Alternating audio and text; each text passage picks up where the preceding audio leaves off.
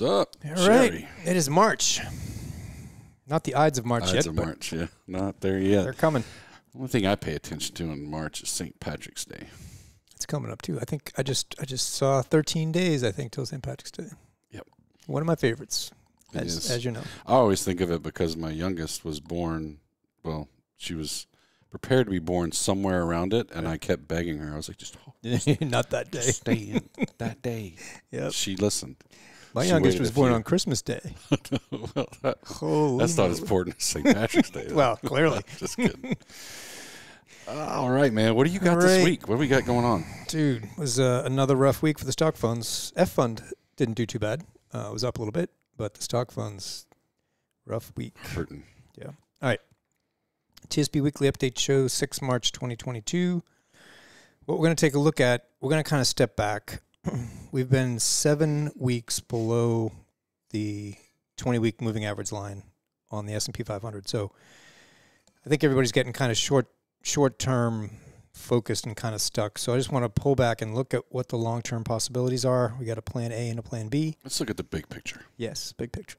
Then we're going to break down, we've talked about it before, but the S&P 500 is broken down into 11 sectors.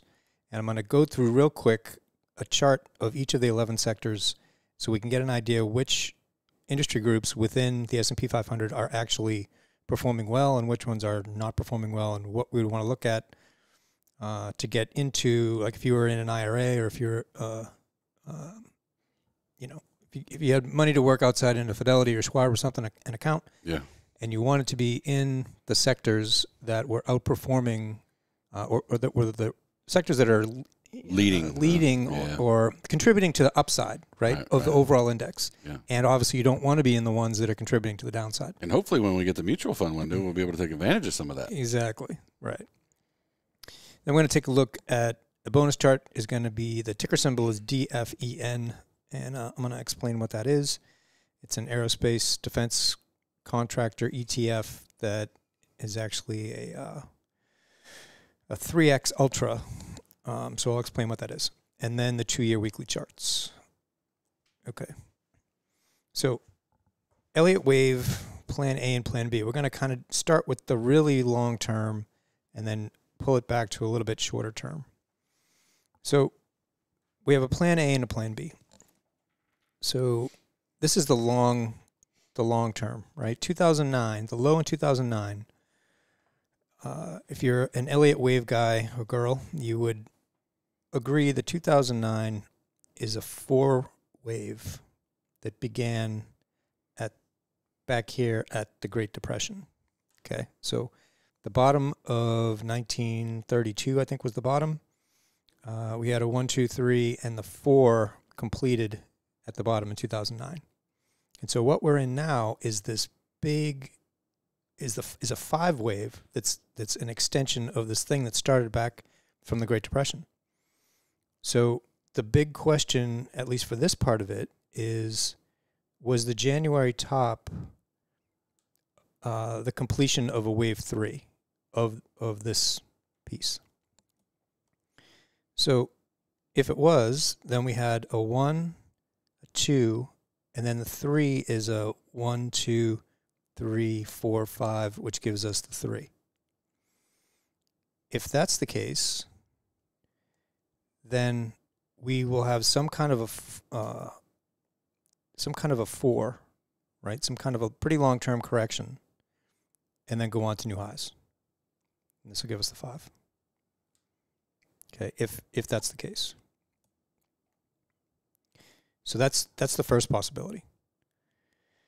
The second possibility is that the 5 is done. The top in January was the 5.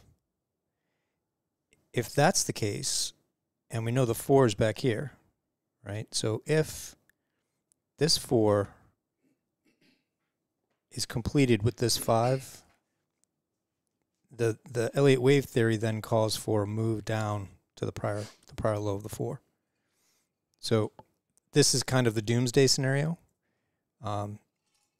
So it's a very long-term chart. It's just something to keep in the back of your mind. But it's either we're at the top of a top of a top, or we are one step away from a top of a top of a top. One step could be years, but, this is a very, very long-term chart. Okay. If you're not familiar with Elliott waves, we talk about it quite a bit on the shows. Definitely go back and you can see some of the past ones, and you can search it. Maybe we'll do a show on just kind of Elliott wave again, because we haven't done that in a while. Yeah, but it's very useful. Yeah, it gives you a map. Yeah, it's hard.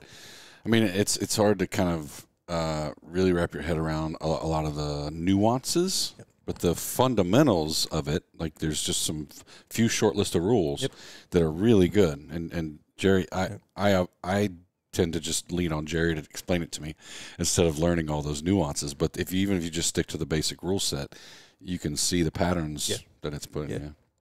Yep, absolutely. Okay, so this is the long. I just got lost in my thing. That was the long term. Okay.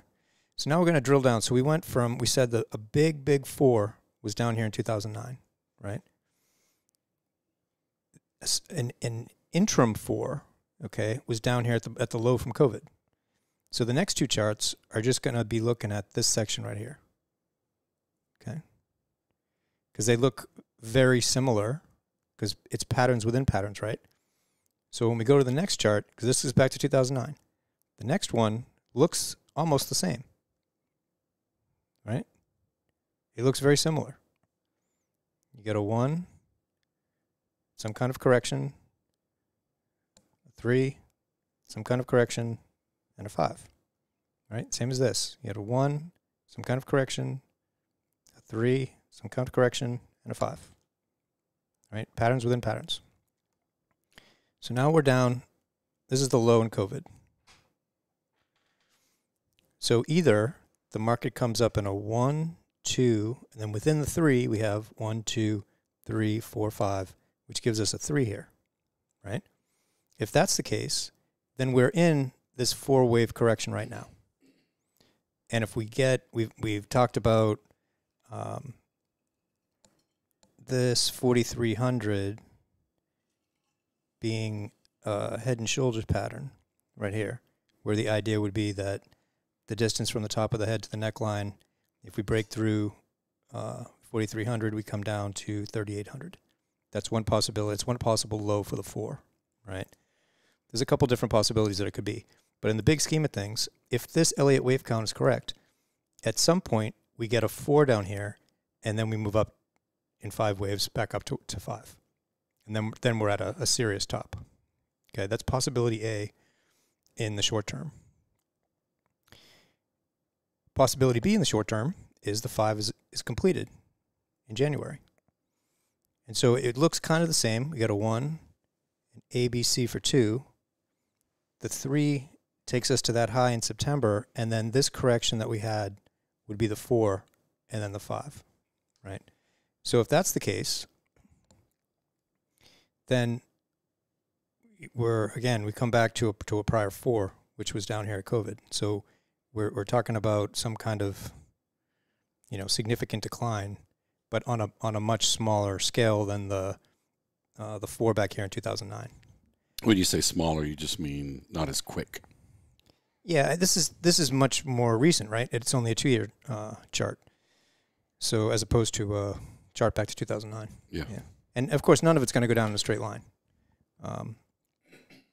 But it just the Elliott wave pattern of it. Either we're at a serious top right now, or we are approaching a low, and that's what everybody's question is right now, right? Is this thing we're in right now? Are we close to, or have we already hit a bottom? Right, and correct me if I'm wrong. The majority of the analysts out there are talking about this being the 4, and then we got the 5, right? Plan A. Yes, that's the majority opinion. Yep. But there's a possibility, right, that we're at the top. And yes, we're getting ready to take that big dive down. Yeah. I mean, we're clearly in some kind of a correction, and to be, well, from my perspective, we talked. Conan said there's only a handful of rules. One of the big rules is wave 4. If this is, let's go back to this one. If this is the scenario, and January was a top of a 3, then this wave 4 cannot get lower than the top of wave 1. So if we break below 3,600, we know what's going on. We are probably in the other scenario. Right. Yeah. So we need to just keep an eye on that. Yeah, the 3,600 is, if we get to that, number one, people will be freaking out already because 3,600 is a long way down in a short term from here. Yeah. And if you're following us, you know that we're not in the stock funds right now. Right. I mean, we haven't been for a while. And so if you still are, you're looking at this going, what do I do? What do I do? You know? Yeah. And you got to make the decision that's right for you. We're not giving you advice on how to do that, but you've got to look at these charts that Jerry's showing you here and think to yourself, what am I willing to risk? Right. So that's a really good point. And I've had a bunch of questions this week about that. I've talked to a few people about it. And the tricky part of this is that it doesn't go down in a straight line, right? It's going to come down. It's going to wiggle. And we're going to have recoveries back up. And that's going to get people excited like, oh, we're going to new highs, only to have it roll over again. So there's the buy the dip mentality when we're in a bull market. And there's, they call it buy the rumor, sell the news. It's usually the other way around, right? You're selling into strength in a bear market. That this quote unquote smart money sells into strength on a bear market because they know it's rolling over. So, like I was talking to a couple guys this week, what do you think I should do right now? And I'm like, well, number one, I'm not going to tell you what to do. Number two, I'm looking at the chart, and if I'm in the stock funds right now, and we had this recovery rally, when it hits this point, and if it I drew a trend line. If it hits that trend line and rolls over, and it hit right that trend line and rolled over, I'm like, I would get out if it was me. Right. But you have to know that if you get out there, when are you going to get back in? Yeah. That's almost as important. Yeah. When we get out is only half the story. Yeah, it's only half. Right. So if you get out now, if you were to get out now, and I'm putting this out for people that are wondering what to do if they're still in the stock market or in the stock funds, say, if you're going to leave, before you do, have a plan to get back in. Where do you get back in? Right. If you don't know the answer to the second question, you haven't gotten all the information you want, right? And there could be different answers to that question. Yeah. It's depending on your personal circumstances and your risk tolerance. But have a plan of when you get back in. If you're in right now, and you're going to say, "Hey, I should get out," or "I should," that's only half of it. Yeah. Think to yourself, when am I getting back in? Right. Because that's going to make you a lot more confident in your decision. Right. If you get out now, we're going to get to it in a shorter chart, but yeah. All right. Well, let's keep on moving. Let's keep moving. Remind me though, when we get to the charts at the end, we'll talk about that. Okay. So the sector charts. All right. This is a screenshot of my homepage on stockcharts.com. So what we're looking at is this sector summary piece right here. So whether or not you have an account in Stock Charts, if you go to stockcharts.com, this is what will come up. This button, this more button right here, it may or may not default to sector summary. If it doesn't, just hit that more button and you can select sector summary. So that gives you, these are all the 11 sectors that make up the S&P 500, right? So I did this yesterday or the day before, so the it's not correct for today, but that's what it looks like. So if you click on any of these, it'll pull up the chart for you. So real quick, I just want to go through the 11 sectors. So this is XLB, it's materials, building materials, right? So there's not much of a pattern here to look at. Maybe we have a low that's trying to get put in here. It looks to me like we have a 1 and some kind of consolidation for another step down. We'll see. A lot of the charts kind of look like this, but so there's no good direction right now. You could draw a trend line here and say, if it breaks up here to say 85, I would get back in. That's a possibility. That's kind of what I'm looking at. I'm looking at it, when it breaks this down trend line, then it's a reason to potentially get back in. The other piece is this relative strength indicator. You can see as the market is churning, right? It's churning, but it's staying below that 50 line. Until we get back above that 50 line in RSI, it's going to be the same for all these charts. Until we get back above that 50 line for RSI, you don't want to be in that fund.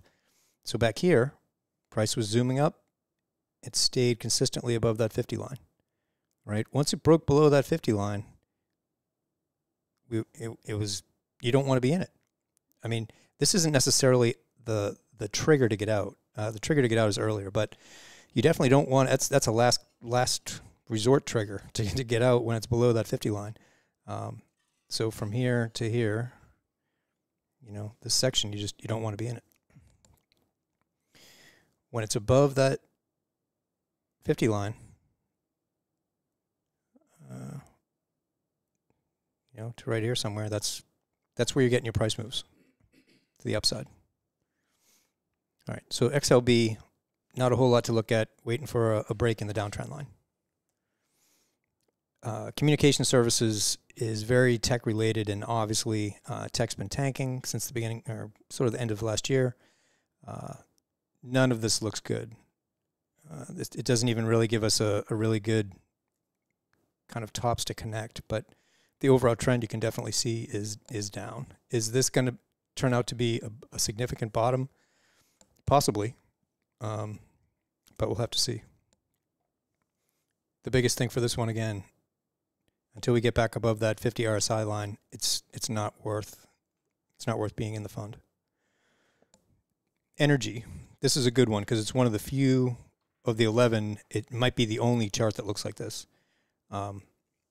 We had a really good consolidation here at the end of last year, and a huge gap up at the beginning of the year. And then, you know, war in Ukraine and everything else has driven energy prices up, which is great for the XLE. If you were watching it, you could have gotten in on this consolidation and that breakout there this week.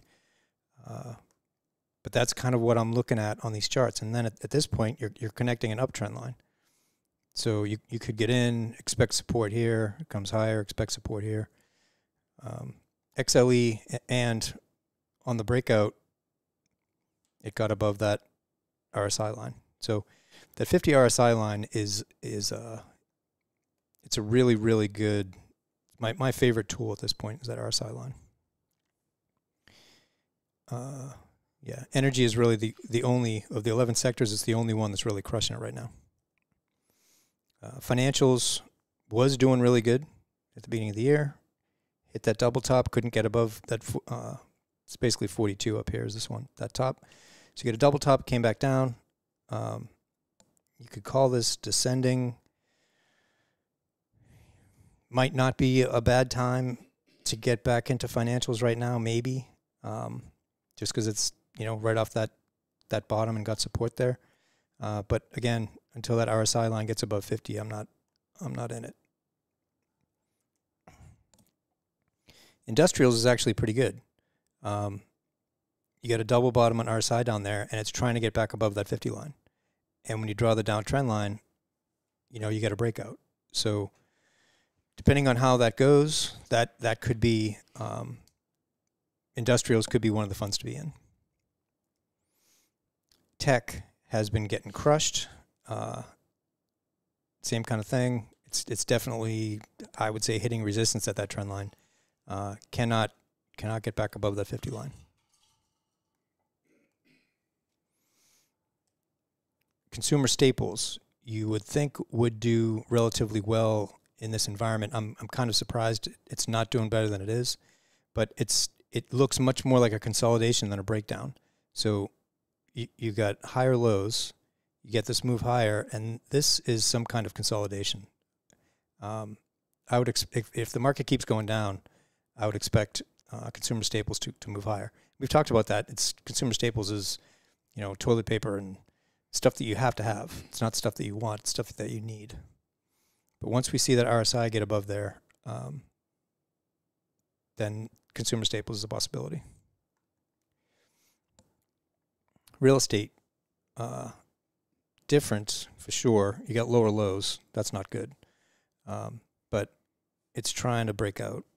But again, can't get above that 50 level. utilities is probably the next best to energy at this point. You got a little bit of a lower low here, but you're still a higher low from the October low. So it's possible. We're a little bit above the 50 RSI line, right? And the only other fund within the 11 was energy that did that, and it looks like we have a breakout.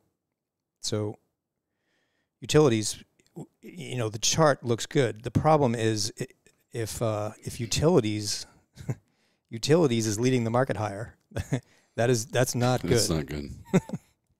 That's not good. So if you were going to watch these 11 sectors on a regular basis, Jerry, like what time frames would you tell people to kind of focus on? Same as we do for the TSP funds, or would you? All the funds, anything that you're really looking at, you got to go out to the longest time frame, and then work your way back in. These are all 1 year daily charts, right? So would you start with 2 year, or would you say 1 year is broad enough, and then you kind of zoom in from there, or what? It depends. Remind me again at the end when we get to the end on the F fund. I'm going to forget. Yeah, but what was the other one we were going to talk about? I can't remember. No, can't remember. F fund at the end, we'll talk about that, because ordinarily I do the 2 year weekly charts at the end. This time on the F fund, I'm doing a 4 year weekly chart because you can't see what I'm doing. Gives a better perspective. Yeah. Yeah. And I think that maybe that's the answer, right? Yeah. And it depends is the answer. But it's Jerry's favorite answer, by the way. But now I need to get a shirt that says it depends. It depends. It depends. Yeah. Not wearing depends. Right. It depends. But no, it's really about, I think, you correct me if I'm wrong, right, as the novice here, but, it's like anything else. So you'll zoom in and zoom out until you can get some context for the information, right, for the data. And so once it starts to make sense to you, then you kind of stop there. You make sense of it, and then you go, okay, well, let me drill down a little bit farther. Because if you drill down first, this is the way I look at it when I look at charts. If I drill down first, I know that I'm just looking at too narrow of a time frame. And so I'll back out until it starts to make sense, and then I go, okay. Then I'll start to. Is that a good approach? Yeah, it is no different than looking at Google Maps. Right. If you're going to take a trip, right, you're looking at a little bit more than the trip you're going to take, and then you're going to move it in a little bit and see the states and whatever. Because if you just do from this town to that town, you can go point to point. Yeah. But you don't have an idea of the time it's going to take you to do the whole trip and all these things. That's a good example. It's a lot like use that. It's a lot like zooming in and out on Google Maps. It really is. All right. Healthcare, same thing. Downtrend line. Looks like it's trying to break out. Volume. This volume was the bottom. That's that. So it doesn't really count. It was the reversal, and you can see that the down days on that breakout are higher volume than the up days. So the breakout is definitely suspect. And again, we're not getting above that 50 RSI line. And consumer discretionaries is the last one. Consumer discretionary, tech, and can't remember the last one.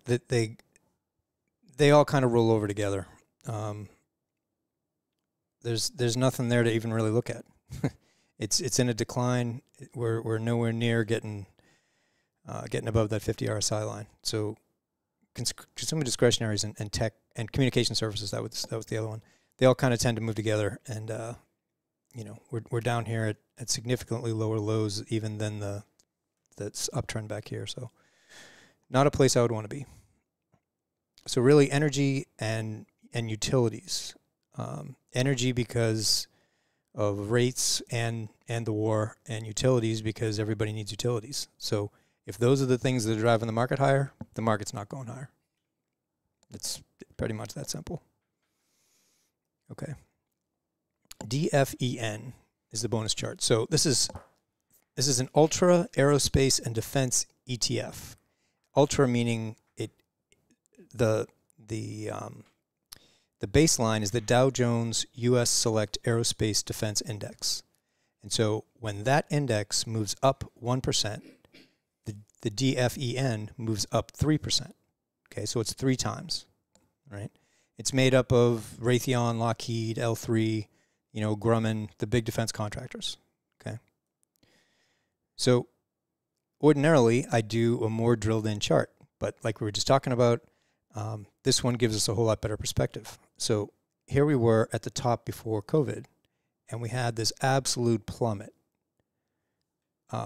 during COVID in this fund, which makes sense because it's a 3 times fund. So when the comparative index goes down 1%, this one goes down 3%. So it goes down a lot. So here we are at the bottom of COVID. Tried to get a little rally, came down, a lot of churning, right? And then all the volume dropped off. This huge difference here in volume versus what we had back here, okay? So the market comes up a little bit. Quite on a percentage basis, it was a lot, right? Because from down here at $10 and to 20, that's a 100% move in your money. So it rallied 100%, which is huge. And then we have a trail off, still on really low volume, right? We get a trail off down here. And then the end of last year, it starts picking back up and we start getting higher lows, right?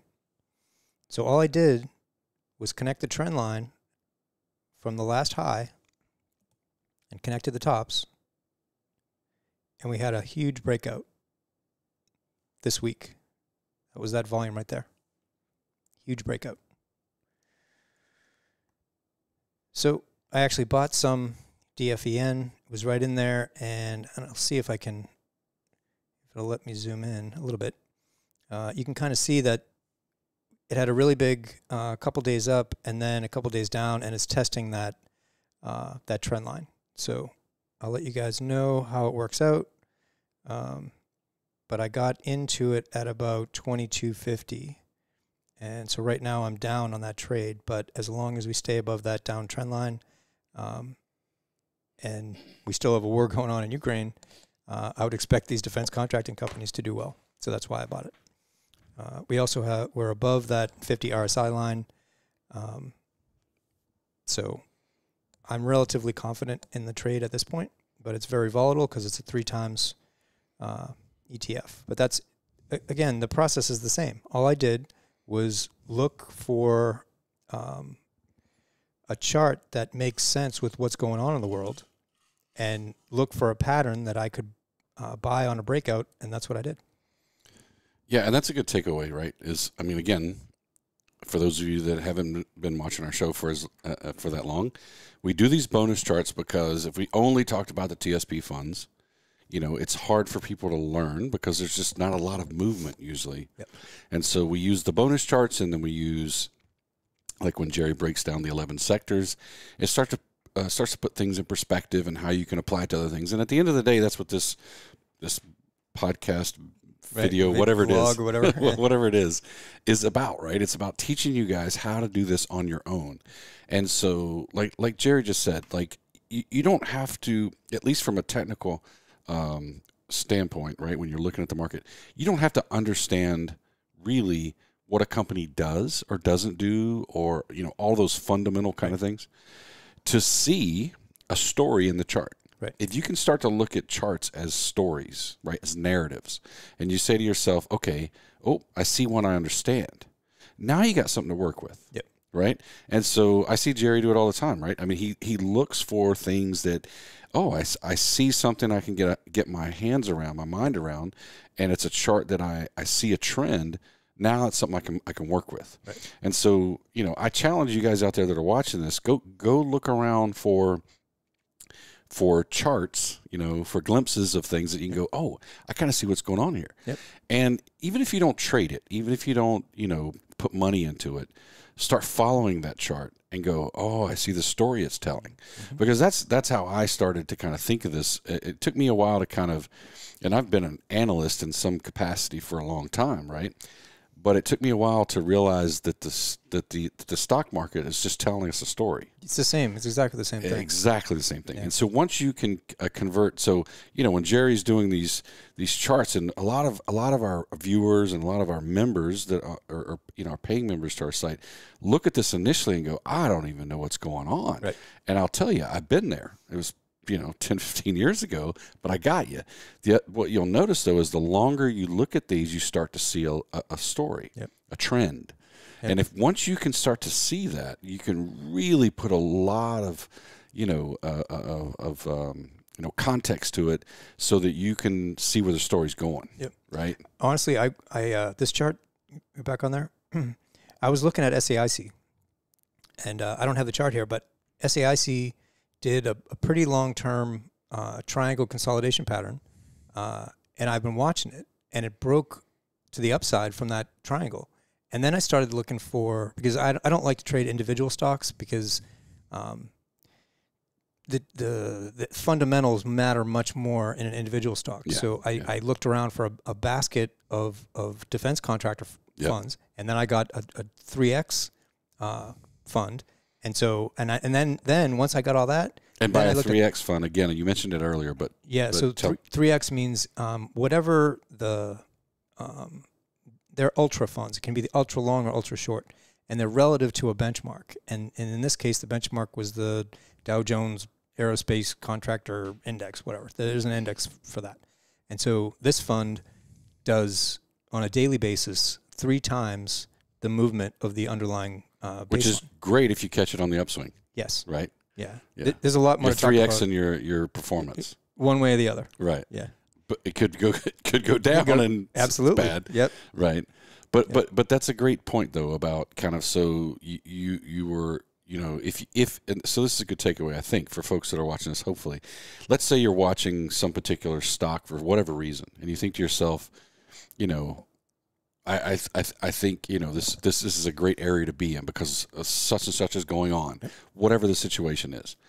Then think to yourself, okay, where would I find an index, a basket of these types of this type of companies in that industry? Yeah, that's a much safer play. Yep. From our perspective, right? We talk about risk all the time. Yep. There's a lot less risk involved, at least more manageable risk in a bucket of those kind of companies than one company that could have all sorts of things that could go wrong or right at any given time very quickly. So if you go into a basket of these, now you got something easier to manage because it's probably not going to go crazy swinging back and forth, right? It's the difference between like investing in Peloton versus investing in a certain sector of like the fitness industry. Or something. Yeah. Right. Yeah. That's the same concept. Yeah. Or, Tesla versus, all, anything in that kind of sector. Yeah. So that's a great approach, especially for, new investors that are getting educated, right? Yeah, 100%.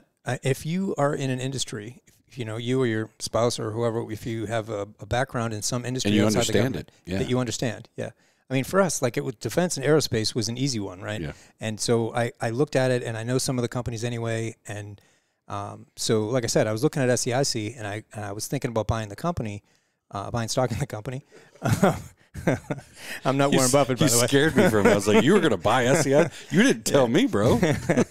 Yeah, I don't think SEIC is on the block, but so I'm looking at the breakout in SEIC, and I'm like, all right, let me see if I can find a basket.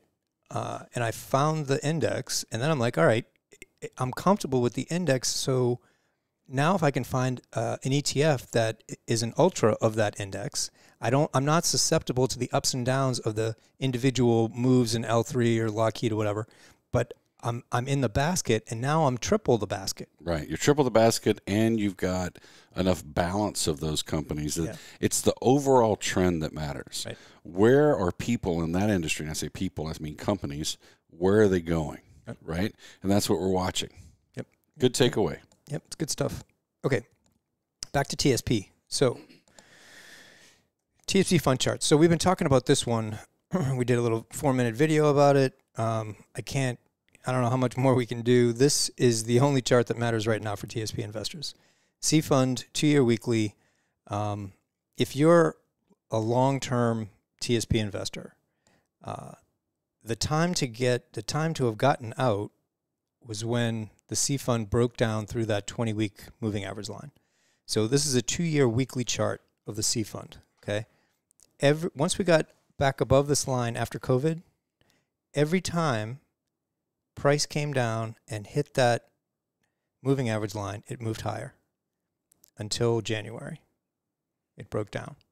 And so for the last 6 weeks after the breakdown, so if you call the breakdown, because we closed below it that week. So for the last 7 weeks, we've been below that moving average line, which has forced the angle of the line to come down. So now what used to be support back here is resistance up here. So until the C fund gets back above that 20-week moving average line, there's no chance for a sustained move higher. It's kind of stating the obvious, right? Until we get back up here, we're not going to be back up there. It's not like I'm predicting anything. I'm kind of stating the obvious. If the line keeps rolling over, until we get back above it, we aren't. There's no chance. Until we get above it, we're not above it. We're not above it. There's just no chance of a sustained recovery. And obviously the RSI line, and this is on a weekly basis, it's nowhere near 50 and it's going down. So that doesn't mean you should get out of the stock funds now. It just means that until we get back above that line, we're not getting a sustained rally. If you were very conservative, you would wait. If you're in the G fund, you would wait until we get up here somewhere above, 4,500 or so. And the RSI. And the RSI gets back above it on a weekly basis. And we're definitely not there now. So if you're out of the stock funds and you're a long-term, you're only watching this once a week and you're out of the stock funds right now, that's what you're looking at. That's your line in the sand. When do I get back in? If I'm a long-term, only looking at the market once a week, when do I get back in? When it's back above that line. Okay. S fund. Similar kind of thing. We got support all the way along at that 20-week moving average line. We get a breakdown. We get resistance here, resistance there. RSI is not good. There's nothing good about this. Nothing good about the S fund at all. Again, if we move the chart back further, it would give us a different perspective. But if this is the low from COVID, I'm going to say I'm hoping for support at, what is that, 1,700? 16, somewhere between 16 and 1,700. I would think we would get some support there, but between now and then, there just isn't anything. iFund, a little bit different, but I mean, the iFund was doing much better up here because the iFund is not, it didn't get pulled down by tech like the S fund did. It held up much better. But now with the Ukraine thing going on, you can see this. I'll zoom in on this one. The iFund lost 5.5%, 7.5% this week alone. I mean, there's no reason to be in the stock funds right now. And when I say that, that doesn't mean you should sell it if you're in it. It's just that there's no reason. So I certainly wouldn't be buying into it right now. Right. This chart. Hopefully you're following us and you're out. Yeah. Hopefully you're out. I mean, I say I'm not buying into it right now, and I'm not. But on the other hand, stochastic is at a low. MACD is not at a low, and it's going lower. RSI is at a low. I mean, the last time we had RSI, on that 30 line was back here at COVID. So could we see a short-term low in the iFund? I don't know. There's a concept called filling the gap, and we had a big gap up here on the iFund, and so what is that, 65? So down here, if we filled the gap, say 62.50, somewhere in there, 62, would fill the gap, and that might be enough, and we start moving higher. I don't know, but I'm not in the iFund right now, and I'm not buying it. Yeah, and as you just pointed out, though, like the thing about catching that dip right there is not that that's exactly where we would jump back in. We would wait to make sure we confirmed an uptrend. Then that's a good time to get back in. Right. Don't try to guess the dip. Right. That's a great segue to the last chart. So back to the question that I asked you to remind me about. The other ones that we looked at were 2-year weekly charts. This is a 4-year weekly chart. So only because if I did 2 years, it would take us back to here. And that's not enough perspective. Yeah, because we wouldn't be able to get in this part of the trend line. Right. So I did the 4-year chart. I like this chart. Yeah, it's telling a story. It's telling a really good story, right? So don't get too overwhelmed by the look of it, because I'm going to kind of walk you through it. So we had a breakout here, right? After the low in 2018, we had a really good breakout. And so the market runs up, does this consolidation. These black lines here, you can draw them on stockcharts.com. It's the Fibonacci retracement levels. Okay. So I did the Fibonacci retracement from the move, from the breakout to the high. And all you have to do when you do that is just start it there at the bottom where Jerry just showed you, and then just hold and drag, and it does all the distances for you. Right. It puts the lines on the chart. You don't have to draw all those lines. You just start at the bottom there and pull it up, and it's going to give it to you. Yep. It's a great tool. So I did the Fibonacci retracement tool, and I had that saved for a while. And then I drew the trend line, just connecting the bottom to the COVID bottom to see where it would intersect with the 38% retracement level. And we've been talking about this for the last several weeks. If we zoom in a little bit, you can see there were 2 or 3 weeks in there that price came down to that 38% retracement level and kind of hovered there for a couple of weeks. And then this week it broke out. So if you're a subscriber to the site, you got an alert because we moved some amount into the F fund because the F fund broke out, and it broke out at support at both a long-term trend line and that 38% retracement level. So again, we've been talking about it for weeks, but I didn't buy it until it confirmed that it got support there and popped higher. Right? So, and we can always get out. Yeah. Yeah. So the biggest thing about this was the risk reward scenario, right? If you connect the downtrend line, it's sloping down, but it's not huge. So what does that mean? We could get a rally back up to 113. The potential up is way bigger than the potential down. Yeah. If it rolls over and hits that, fine, we're out. Yep. If we get below that low, we're out. And the F fund, the pros and cons of it are, in terms of a percentage move, I mean, from 110 to 112 is 2%, less than 2% really. So it's not a huge move, but if you can get in it at support there, you can get a few percent, which you wouldn't be getting in the G fund. So you definitely wouldn't be getting in the stock funds. Well, right, stock funds going down, right? Yeah. But I think people lose. I know that people lose perspective on this, what we're talking about right now. Yeah. Right? A lot of people would be amazed that we would jump in a little bit to the F fund, right? When we don't really care why it's happening, first of all. All we care is the fact that there was a confirmed trend change. Yep. And we see an opportunity with a very little amount of risk. Yep. Right? And if that's when you want to take advantage of a move like that. And if you go back to 2018, you can go on our site and look at our performance, and you'll see, like in 2018, we were in the plus side when the rest of the market took a negative. Right. And the reason is because of the F fund. Right? Because we use the F fund to our advantage.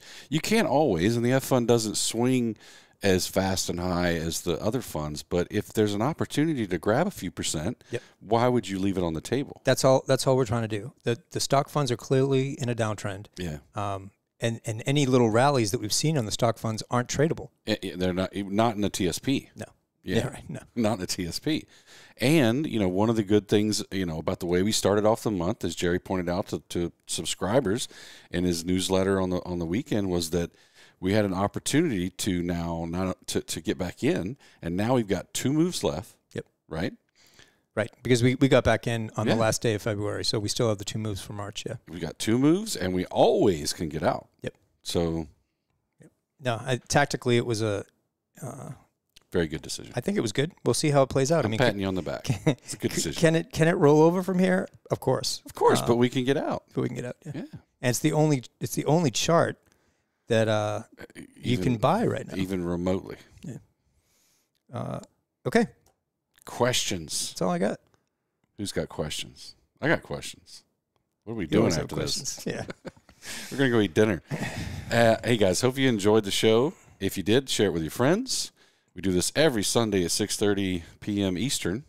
Comes out on Facebook, comes out on YouTube. It's on our website. Yep. You can find it all kinds of places. All over the place. Definitely share it with your friends. Yeah, if you do have questions, put them in the comments. Wherever you find it, whether you find it on YouTube, you can put comments there. Facebook, on our website. You can put comments on our website. I don't know if you can watch. Yes, 100%. Absolutely. Yeah, you can. If you can't, then you can email us and ask us. Yeah. No, you can. I answer them. All right, guys. Hope you guys have a good week, and let's see what the market does to us. Let's hope for the best. Always hoping for the best. Take care, guys.